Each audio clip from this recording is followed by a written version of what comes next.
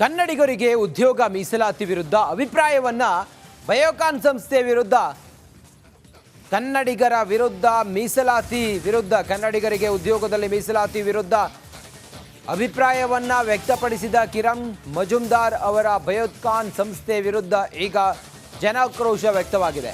ಸಂಸ್ಥೆಯ ಹೆಸರಿನ ಬೋರ್ಡ್ಗೆ ಕಪ್ಪು ಬಣ್ಣವನ್ನ ಬಳಿದು ಆಕ್ರೋಶವನ್ನ ಹೊರಹಾಕಿದ್ದಾರೆ. ಉದ್ಯೋಗ ಮೀಸಲಾತಿಯನ್ನ ವಿರೋಧಿಸಿದ್ದ ಕಿರಣ್ ಮಜುಮ್ದಾರ್ ಕನ್ನಡಿಗರಿಗೆ ಮೀಸಲಾತಿ ವಿರುದ್ಧ ಮಾತನಾಡಿದ ಉದ್ಯಮಿ ಕಪ್ಪು ಮಸಿ ಬಳಿದು ಕನ್ನಡ ಪರ ಹೋರಾಟಗಾರರು ಆಕ್ರೋಶವನ್ನ ಹೊರಹಾಕಿದ್ದಾರೆ. ಬೆಂಗಳೂರಿನಲ್ಲಿ ಕಿರಣ್ ಮಜುಮ್ದಾರ್ ಅವರ ಕನ್ನಡಿಗರು ಬಯೋಕಾನ್ ಸಂಸ್ಥೆಯ ಫಲಕಕ್ಕೆ ನಾಮಫಲಕಕ್ಕೆ ಕಪ್ಪು ಬಣ್ಣವನ್ನು ಬಳಿದು ಆಕ್ರೋಶವನ್ನು ಹೊರಹಾಕಿದ್ದಾರೆ ಕನ್ನಡ ಪರ ಸಂಘಟನೆಗಳು.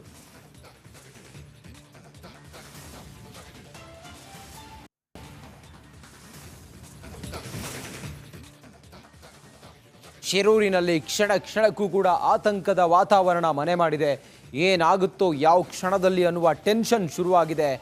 ಜನ ಪ್ರಾಣ ಭಯದಲ್ಲೇ ಬದುಕ್ತಾ ಇದ್ದಾರೆ. ಯಾಕಂತ ಹೇಳಿದರೆ ಮಳೆ ಆರ್ಭಟ ಹೆಂಗಿದೆ ಮತ್ತು ಯಾವ ಹಂತದಲ್ಲೂ ಯಾವ ಸಮಯದಲ್ಲಿ ಬೇಕಾದರೂ ಗುಡ್ಡಗಳೆಲ್ಲ ಕುಸಿಯಬಹುದು. ಇನ್ನು ಕೇರಳ ಮೂಲದ ಲಾರಿ ಚಾಲಕ ಅರ್ಜುನ ಆ ಗುಡ್ಡ ಕುಸಿದು ಅವಶೇಷದ ಅಡಿ ಸಿಲುಕಿರುವ ಅರ್ಜುನ ಆತನ ರಕ್ಷಣೆಗಾಗಿ ಆರ್ಮಿ ಎಂಟ್ರಿ ಕೊಟ್ಟಿದೆ. ಮೃತರ ಕುಟುಂಬಗಳಿಗೆ ಸಿಎಂ ಸಿದ್ದರಾಮಯ್ಯ ತಲಾ 5 ಲಕ್ಷ ರೂಪಾಯಿ ಪರಿಹಾರವನ್ನು ಘೋಷಣೆ ಮಾಡಿದ್ದಾರೆ. ಇದೆಲ್ಲದಕ್ಕೆ ಸಂಬಂಧಪಟ್ಟಾಗೆ ಒಂದು ವರದಿ ಇದೆ, ನೋಡೋಣ ಬನ್ನಿ.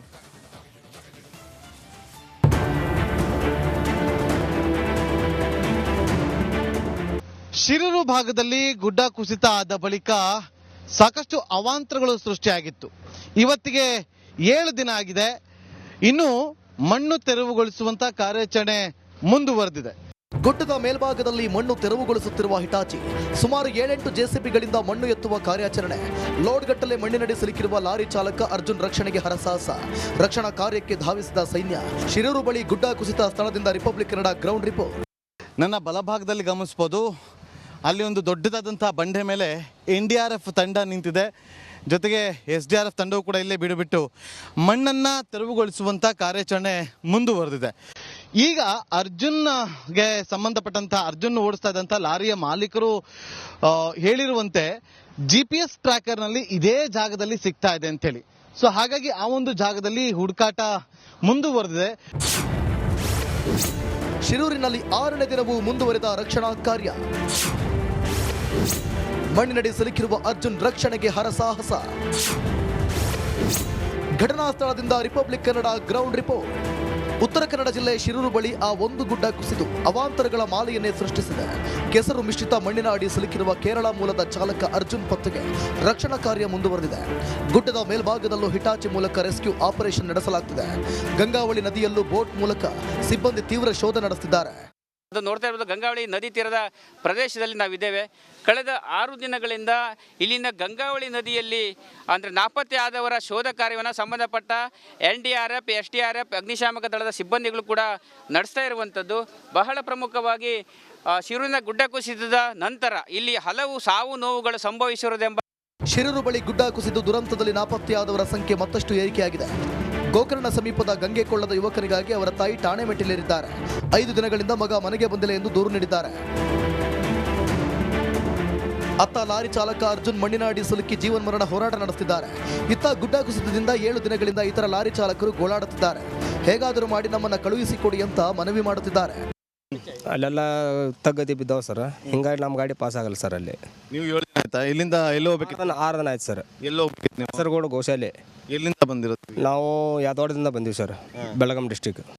ಮನೆ ಕಳೆದುಕೊಂಡು ಕಾಳಜಿ ಕೇಂದ್ರಗಳಲ್ಲಿ ಉಳುವರೆ ಗ್ರಾಮಸ್ಥರು ಕಣ್ಣೀರು ಹಾಕುತ್ತಿದ್ದಾರೆ. ರಿಪಬ್ಲಿಕ್ ಕನ್ನಡದ ಮುಂದೆ ಅಳಲು ತೋಡಿಕೊಂಡಿದ್ದಾರೆ. ಉತ್ತರ ಕನ್ನಡದಲ್ಲಿ ವರುಣನ ಅಬ್ಬರಕ್ಕೆ ಬದುಕು ಬೀದಿಗೆ ಬಿದ್ದಿದೆ. ಜೀವನ ಮೂರಾಬಟ್ಟೆ ಆಗಿದೆ. ವರುಣ ದೇವನಿಗೆ ಜನರು ಹಿಡಿ ಶಾಪ ಹಾಕುತ್ತಿದ್ದಾರೆ.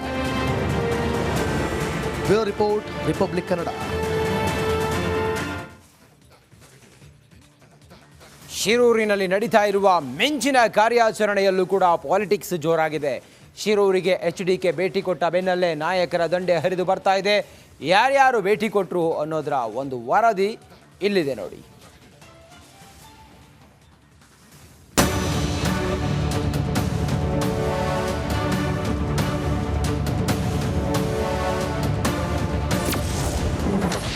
ರಕ್ಷಣಾ ಕಾರ್ಯಾಚರಣೆಗೆ ಆರ್ಮಿ ಎಂಟ್ರಿ. ಗುಡ್ಡ ಕುಸಿತ ಸ್ಥಳದಲ್ಲಿ ನಾಯಕರ ಮುಖ. ಮರಣ ಮಳೆಗೆ ಉತ್ತರ ಕನ್ನಡ ಜಿಲ್ಲೆ ನಲುಗಿ ಹೋಗಿದೆ. ಸತತ ಮಳೆಯಿಂದ ಗುಡ್ಡ ಮಣ್ಣು ಕುಸಿದು ಹಲವರು ಜಲಸಮಾಧಿಯಾಗಿದ್ದಾರೆ. ಇನ್ನು ಮಣ್ಣಿನಡಿ ಸಿಲುಕಿರುವ ಲಾರಿ ಚಾಲಕ ಅರ್ಜುನನಿಗಾಗಿ ಒಂದೆಡೆ ಕಾರ್ಯಾಚರಣೆ ನಡೆಯುತ್ತಿದ್ರೆ ಇತರ ರಾಜಕೀಯ ನಾಯಕರು ಇಲ್ಲೂ ಪಾಲಿಟಿಕ್ಸ್ ಮಾಡುತ್ತಿದ್ದಾರೆ.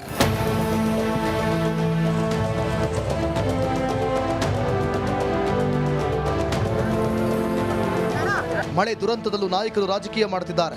ಶಿರೂರು ಗುಡ್ಡ ಕುಸಿದ ಜಾಗಕ್ಕೆ ಜನಪ್ರತಿನಿಧಿಗಳು ಒಬ್ಬರಾದ ಮೇಲೆ ಒಬ್ಬರು ದೌಡಾಯಿಸಿದ್ದಾರೆ. ಕೇಂದ್ರ ಸಚಿವ ಕುಮಾರಸ್ವಾಮಿ ಭೇಟಿ ಬೆನ್ನಲ್ಲೇ ಸಿಎಂ ಸಿದ್ದರಾಮಯ್ಯ, ಕೃಷ್ಣ ಬೈರೇಗೌಡ, ವಿಜೇಂದ್ರ ಸೇರಿ ಹಲವು ನಾಯಕರು ಭೇಟಿ ನೀಡಿ ಸ್ಥಳ ಪರಿಶೀಲನೆ ನಡೆಸಿದ್ದಾರೆ.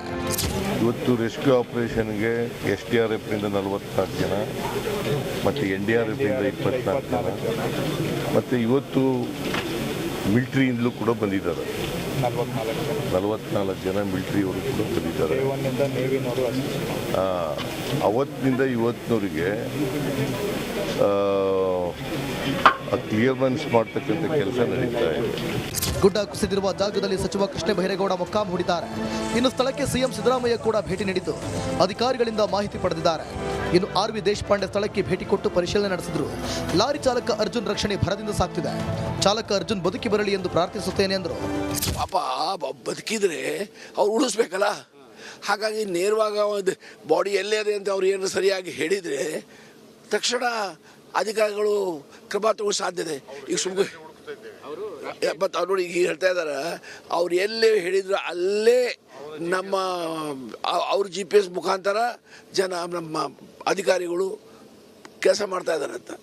ಇನ್ನು ಶಿರೂರು ಗುಡ್ಡದಲ್ಲೇ ಬೀಡು ಬಿಟ್ಟಿರುವ ಕೇರಳ ಶಾಸಕ ಅಶ್ರಫ್ ಮೊಕ್ಕಾಂ ಕಾರ್ಯಾಚರಣೆಯ ಕ್ಷಣದ ಮಾಹಿತಿ ರವಾನೆ ಮಾಡುತ್ತಿದ್ದಾರೆ. ಕರ್ನಾಟಕ ಸರ್ಕಾರ ಚುರುಕಿನಿಂದ ಕೆಲಸ ಮಾಡುತ್ತಿದೆ. ಮಣ್ಣಿನಡಿ ಸಿಲುಕಿರುವ ಅರ್ಜುನ್ ಬದುಕಿ ಬರಲಿ ಎಂದು ರಿಪಬ್ಲಿಕ್ ಕನ್ನಡಕ್ಕೆ ಹೇಳಿದ್ದಾರೆ. ನಿಜಕ್ಕೂ ನಮ್ಮೆಲ್ಲರ ಪ್ರೇಯರ್ ಏನಂತ ಹೇಳಿದರೆ ಅರ್ಜುನ್ ಅವರು ಜೀವಂತವಾಗಿ ತಿರುಗಿ ಬರಬೇಕು. ಆ ಒಂದು ವಿಶ್ವಾಸ ಇದೆ, ದೇವರ ಕೈ ಬಿಡಲ್ಲ ಅಂತ ಒಂದು ವಿಶ್ವಾಸ. ಶಿರೂರು ಗುಡ್ಡ ಕುಸಿದ ಜಾಗಕ್ಕೆ ಬಿಜೆಪಿ ರಾಜ್ಯಾಧ್ಯಕ್ಷ BY ವಿಜೇಂದ್ರ ಕೂಡ ಭೇಟಿ ಕೊಟ್ಟರು. ಅಧಿಕಾರಿಗಳ ಜೊತೆ ಚರ್ಚೆ ನಡೆಸಿದರು.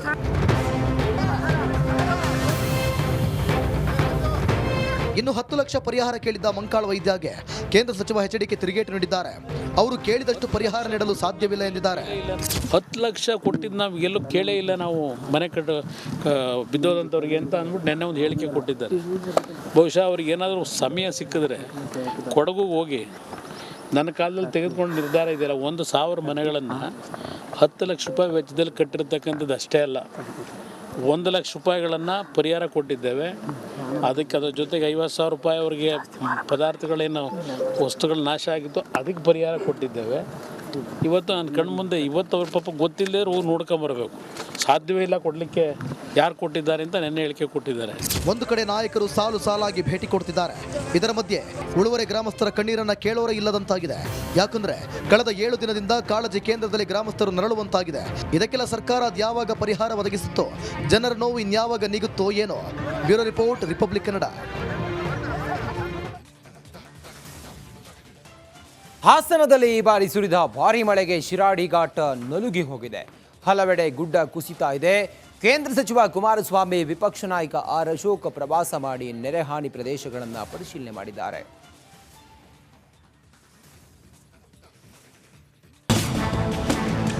ಹಾಸನ ಜಿಲ್ಲೆಯಲ್ಲಿ ಮರಣ ಮಳೆ. ನೆರೆಪೀಡಿತ ಪ್ರದೇಶಗಳಿಗೆ HDK ಭೇಟಿ. ಹಾಸನ ಜಿಲ್ಲೆಯಲ್ಲಿ ವರುಣ ಅಬ್ಬರಿಸಿ ಬೊಬ್ಬಿರಿಯುತ್ತಿದ್ದಾನೆ. ಮರಣ ಮಳೆಗೆ ಅವಾಂತರಗಳ ಸರಮಾಲೆ ಸೃಷ್ಟಿಸುತ್ತಿದ್ದಾನೆ. ನೆರೆಪೀಡಿತ ಪ್ರದೇಶಗಳಿಗೆ ಕೇಂದ್ರ ಸಚಿವ HD ಕುಮಾರಸ್ವಾಮಿ ಭೇಟಿ ನೀಡಿ ಪರಿಶೀಲಿಸಿದ್ರು. ಸಕಲೇಶಪುರದಲ್ಲಿ ಮಳೆಗೆ ಹಾನಿಯಾದ ರಸ್ತೆಯನ್ನ ಪರಿಶೀಲನೆ ಮಾಡಿದ್ರು.